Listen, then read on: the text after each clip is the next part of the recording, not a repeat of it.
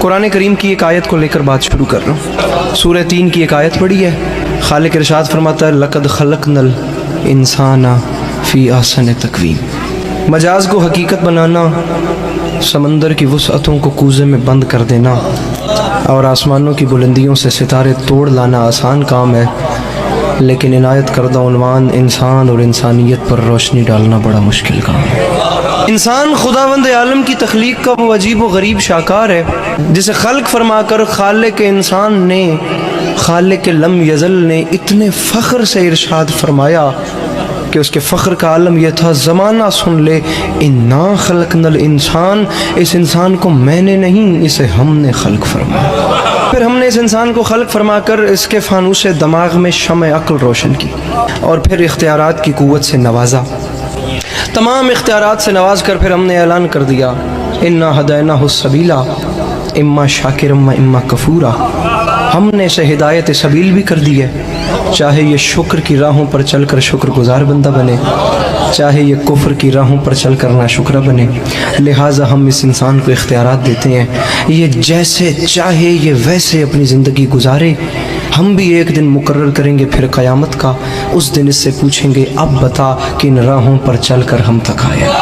یہ حضرت انسان، یہ ماؤ تین کا مجموعہ، یہ آب و گل کا سنگم، یہ کچھ پانی اور کچھ مٹی کا پتلا، یہ زمین پہ جال بن کے بچھ گیا، یہ آسمانوں پہ کمندے ڈالنے لگا، زمین اس سے نہ بچی، پہاڑ اس سے نہ بچے، ہوا اس سے نہ بچی، فضا اس سے نہ بچی.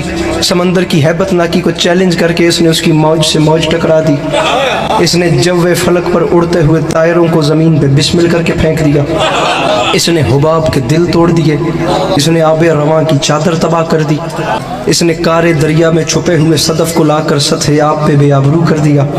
یہ لوہے کو آکاش پہ اڑا رہا ہے، یہ موتی کی آبرو کو بچا رہا ہے، یہ دانے کو دھرتی سے اٹھا رہا ہے، یہ ذرے کا جگر چیر کے اس میں سے ایٹم نکال رہا ہے، یہ زمین کو ناقابل رہائش سمجھ کر چاند ستاروں پہ ڈیرے ڈالنے جا رہا ہے. فرشتوں میں ایک ہلچل سی مچ گئی ہے جس میں جبرائیل ارشاد فرما رہا ہے فرشتوں ہوشیار، یہ جنت سے نکالا ہوا پھر واپس آ رہا ہے. آپ دیکھیں کہ انسان کے پاس کس چیز کی کمی ہے. اس کے پاس کھانے کے لیے بے مثال خوراکیں ہیں، پہننے کے لیے نو بنو پوشاکیں ہیں، اس کے پاس بادہ گلفام بھی ہے اور جادہ آرام بھی. تمام تر چیزیں اس ترقی یافتہ انسان کے پاس ہیں، بس سچی خوشی اس کے پاس نہیں ہے. ہر چیز اس کے پاس ہے، لیکن آج کا ترقی یافتہ انسان چیخ اٹھتا ہے کہ بالآخر مجھے چین کیوں نہیں ملتا، مجھے سکون کیوں نہیں ملتا.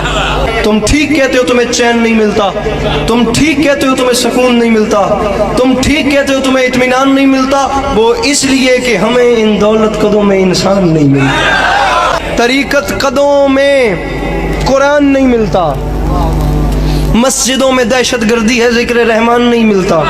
ملے بھی تو کیسے ملے، کیونکہ مردوں میں رسول کا طریقہ نہ رہا اور عورتوں میں حسین کی ماں کا سلیقہ نہ رہا. لیکن آج جدھر نظر اٹھتی ہے نا انسان کی بستیوں میں، بے چینی، بے سکونی، بے اطمینانی، ہر آنکھ اشک بار، ہر دل بے قرار، ہر دماغ بد حواس، ہر روح سوگوار.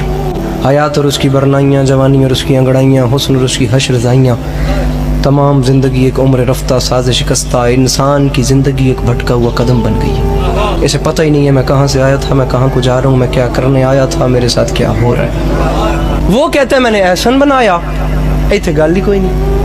مسئلہ یہ ہے کہ وہ کون ہیں جسے اس نے احسن بنایا.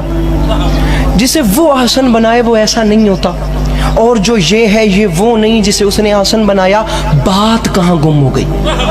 اگر ہم قرآن کریم کی اگلی آیت تلاوت کرتے تو یہ مسئلہ بھی ختم ہو جاتا. وہ خالق فرماتا ہے لقد خلقنا الانسان فی احسن تقویم، پھر فرماتا ہے ثم رددناہ اسفل سافلین. پہلے ہم نے آسن بنایا، پھر ثم رددناہ، پھر پلٹا کر اسفل سافلین، بدترین شکل میں پیش کیا. نہ اس کے اچھے ہونے کی کوئی حد ہے، نہ اس کے برے ہونے کی کوئی حد ہے. ہم تمہیں دنیا والوں دونوں صورتیں دکھاتے ہیں، یہ اچھا بھی بہت اچھا ہے، یہ برا بھی بہت برا ہے. خدا کی قسم جب یہ برا ہوتا ہے نا، جب یہ برا ہو جائے تو حیوان اس سے شرمانے لگتے ہیں، پرندے اس سے گھبرانے لگتے ہیں، جانور کو اس سے خوف آنے لگتا ہے. کھڑے ہو کے بندہ سوال کرے علی عباس عسکری انسان سے حیوان کیوں شرماتے ہیں؟ میں تجھے بتاؤں، انسان سے حیوان اس لیے شرماتے ہیں، شیر درندہ ہے لیکن شیروں کے لیے نہیں، چیتا صفاق ہے لیکن چیتوں کے لیے نہیں، بھیڑیا خون آشام ہے لیکن بھیڑیوں کے لیے نہیں، سانپ زہریلا ہے لیکن سانپوں کے لیے نہیں زہریلا۔ تو نے آج تک نہیں سنا ہوگا کہ سانپ نے سانپ کو ڈسا اور سانپ کے ڈسنے سے سانپ مر گیا۔ تمام دوسروں کے لیے زہریلے، خون آشام، اور خدا کی قسم یہ اس قسم کے وحشی ہیں، لیکن انسان جب اسفل السافلین اور بری منزل پہ آتا ہے تو اپنے ہی بھائی کا لہو پیتا ہے، یہ اپنے ہی بنی نو کی ہڈیاں چباتا ہے، یہ اپنے ہی گھر میں بیٹی جیسی رحمت کو زندہ دفن کر دیتا ہے۔ جب یہ برا ہو جائے تو اس کے برے ہونے کی کوئی حد نہیں، لیکن پھر خدا کی قسم تاریخ کہتی ہے جب یہ اچھا ہوتا ہے نا تو کبھی شہ سوار برق رفتار ہوتا ہے، کبھی انجم شکار ہوتا ہے، کبھی تہذیب کا دیوتا ہوتا ہے، کبھی ارتقاء کا پروردگار ہوتا ہے۔ بلند ہوتے ہوتے اتنا بلند ہو جاتا ہے یہ حضرت انسان کہ وہاں سے آگے وہ منزل آ جاتی ہے اس انسان کی بلندی کی کہ جہاں سے آگے جبرائیل کے پر جلے وہاں سے آگے اس کی نالین جاتی ہے، جہاں سے آگے جبرائیل کے پر جلے وہاں سے آگے اس کی نالین جاتی ہے۔ کبھی حیوان شرمانے لگتے ہیں، کبھی فرشتے سجدہ کرنے لگتے ہیں۔ احسن تقویم اور اسفل سافلین کو انسان دو ناموں میں تبدیل کر دیتا ہے۔ سمپل سی بات ہے، ایک کو یزید کہتے ہیں، دوسرے کو حسین کہتے ہیں۔